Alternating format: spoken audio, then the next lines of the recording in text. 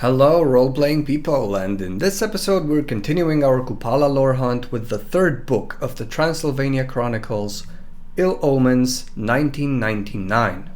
For anyone who really wants to get into this series, I'll try to spoil it less and keep it as Kupala-oriented as possible, though I must say I really like these books, and as such I might get carried away a little bit because I still intend to present to you what the plot is overall.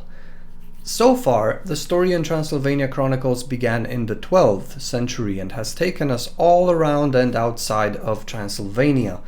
A lot of major events happened in the history of vampires: the Anarch Revolt with all of its elder destroying goodness, the fall of Constantinople, the Convention of Thorns, the formation of the Camarilla, the Assamites being cursed by the Tremere, the beginning of the Sabbat, and many others in between, while Kupala, and I quote, still lies in wait, spreading its poisonous influence throughout the land, waiting for its time to return.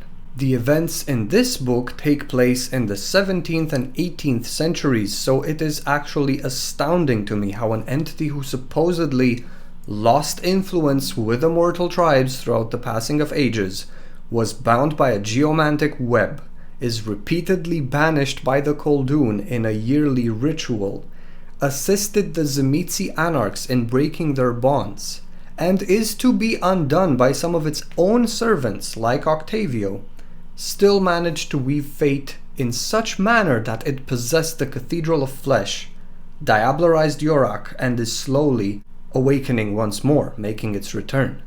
This Kupala thing is astounding. I am really curious to see what happens at the end of the fourth book. I really am. This is insane. But for now, we're looking at the third, Omens.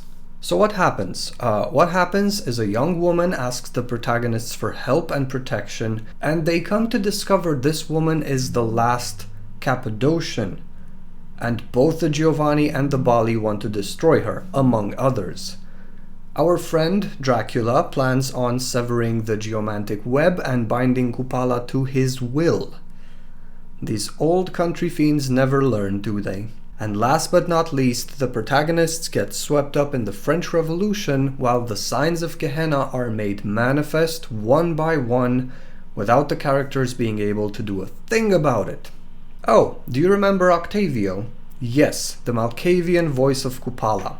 Well, over the centuries he sees that his crusade against the demon really has no effect, so he willingly passes his soul and duty to Anatole. And I absolutely have to read the following quote. Anatole will continue in Octavio's stead, seeking to stop the advancement of Gehenna and undo the machinations of Kupala before Transylvania is destroyed by the demon. I mentioned in a previous episode that maybe Kupala is somehow trying to save itself and its land from Gehenna. Well, it seems I was wrong. Kupala cares little for Transylvania. It only seeks to gain more power while bringing about Gehenna and destroying everyone else but itself. And I'll just briefly step into Demon the Fallen terminology and say he must be one of the biggest, greediest ravener earthbound there ever was. So what about the Baali? Ah yes, the Baali are making a comeback. After the Cathedral of Flesh incident, a British Baali by the name Anson claims sovereignty over Deva, and the Camarilla and Sabbat are so engaged and at each other's throats they really don't have time to care about this or deal with this. So the devil worshippers have made a nest of havens nearby Deva, and they are enacting rituals of worship to Kupala, hoping to weaken the web that binds his heart to the earth. I probably didn't really talk about this on the lore hunt, but the term Cathedral of Flesh is not very accurate. That is what the Tzimisce call it, but the cathedral is beneath the earth, and it's more of a series of tunnels and pits covered in flesh like a gigantic twist of bowels. It is called the cathedral because it's the place of worship. It's a gigantic shrine to Kupala and its metamorphosed pawns, like Yorick. As such, this next passage in the book literally sent shivers down my spine, and I quote, Anson also protects the most devious secret of the Cathedral of Flesh. It is no longer there. Only a great pit remains where the cathedral once was, and none of the Baali are telling what happened. Whew. That thought is so disturbing. I won't give you, my dear listeners, the time to chew on it, so let's carry on. Apparently, Anson knows, or at least believes, that the rise of Kupala is a step on the path to Gehenna, and as such, seeks to free the demon by killing the last Cappadocian. Meanwhile, Zelios has become aware that his web is not as strong as it should be, so he sets off trying to really understand how his magic works, since his magic seems to be something he does more or less subconsciously without being perfectly aware of how it works. After the destruction of the last Cappadocian, which again is inevitable, the weather in Transylvania becomes horrible, and the characters might remember that it was only this bad centuries ago, before Zelios bound Kupala. There is an inquisition happening in this region because of someone kidnapping children, and during their last meeting with Octavio, the voice of Kupala tells them, "The dragon again claws for power. He takes his sword, the sword of Dracula, which makes his machinations possible. He seeks to wrest the heart of the demon from Transylvania's soil and bend it to his will. The land cries out as his ritual begins, and the dragon knows not what power he truly unleashes. 100 souls it takes, 100 lives of the pure and innocent to bring forth Kupala, and even now he collects them. He is still short but a few, and soon he will have them. The demon will walk again." Turns out Dracula's sword is currently with the Tremere, so the protagonists have to obtain it first and decide what to do with it. Their journey to Dracula's castle is a disaster. They barely make it, and only do so by sacrificing quite a few of their resources. This winter is merciless, as Kupala is regaining his strength. So upon arrival, it turns out Dracula is the one who's been kidnapping the children and needs to slay 6 more of them to complete the Koldunic ritual, which he believes will break the geomantic web and allow him to bind Kupala. And I absolutely need to read this passage. I quote, "He has removed the geomantic symbol the characters placed on his castle, weakening the web that entraps the spirit Kupala, and his ritual will pierce what remains to gain control of it. He sees Kupala as a potent spirit of the land and thinks that once he controls it, he can use it to calm the mystically blighted weather and cleanse the tainted land. Kupala to him is a possible curse, not a cause of Transylvania's ailments, and he claims that he can restore Transylvania by controlling the demon." Please forgive me, I gotta say this. You know nothing, Vlad Cepes. Okay, I feel better now. Canonically, whether he simply abandons the ritual after the protagonists tell him what they have unearthed regarding Kupala and Gehenna, or outright sabotage his ritual, it doesn't happen, and Kupala doesn't rise just yet. As they leave the castle, the snowstorm stops and the area regains a calm silence to it. This is about it regarding Kupala in this book. What I definitely want to mention is that the Baali and Kupala don't really have the most harmonious of relationships, and they absolutely want to use and abuse each other, so we do get a destiny section in Anson's character sheet, and it ends with the following. "He and his sect have not decided what to do with the cathedral or with the demon, but Anson knows time is short. How short? Even he has no idea.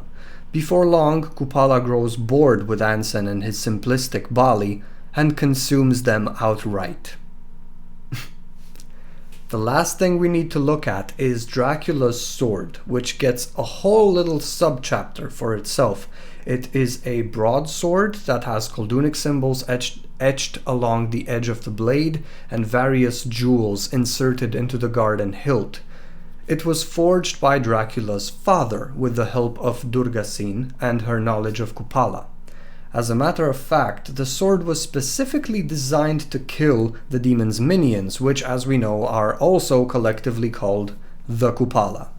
Not only does this sword suck in the blood of the person being struck with it, kindred or kind doesn't matter, but it commits a form of diablerie, sucking in the souls or fragments of souls of any entities who are dealt the killing blow with this weapon, which is why faint voices can be heard coming from within the blade itself.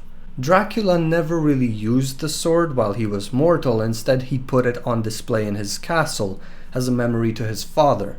Many years later, Durgasin told him what the sword does, but word also got out to the Tremere, who stole it, mainly Ardan. He's the one who had the sword stolen because it is a relic of Koldunism, and he decided to use it in thaumaturgical rituals. Meanwhile, searching for lore in his father's old castles, Dracula came across rituals to break the geomantic web and misinterpreted the demon as a being who could help him protect the land and regain control of the powerful and magical soil of Transylvania. So that's why he wanted to sacrifice 100 children to release Kupala. Not only this, but Dracula's magic sword seems to have a twin. Oh yes. So to conclude, the Cathedral of Flesh is gone. It effectively left the tunnels around Deva, leaving nothing but a gaping earthen chasm behind it. The Baali rushed to Transylvania to bring about Kupala's resurrection, only to be destroyed by their master shortly after he stops needing them.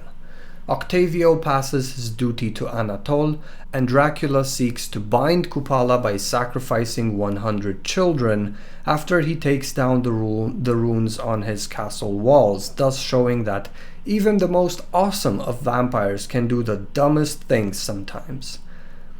Something I'd like to add is that having looked at Dracula's character sheet, I found that after the Embrace, he is a practitioner of both vicissitude and basic Koldunism, so some of our listeners' comments proved absolutely correct. There is no clear division between Koldun and other Tzimisce. We only know that Koldunic lore is rare, so not everyone has access to such knowledge, and even the most well-intended fiend can easily be seduced and manipulated by Kupala's intricate web of deception and corruption. Thank you very much for listening. We have only one more book to go from the Transylvania series, and despite my initial beliefs that after this one we would move on to the revised edition of the Tzimisce clan book, there are still a few other sources that came out in 2000 that we absolutely need to investigate. Take care, have fun, and don't forget to play.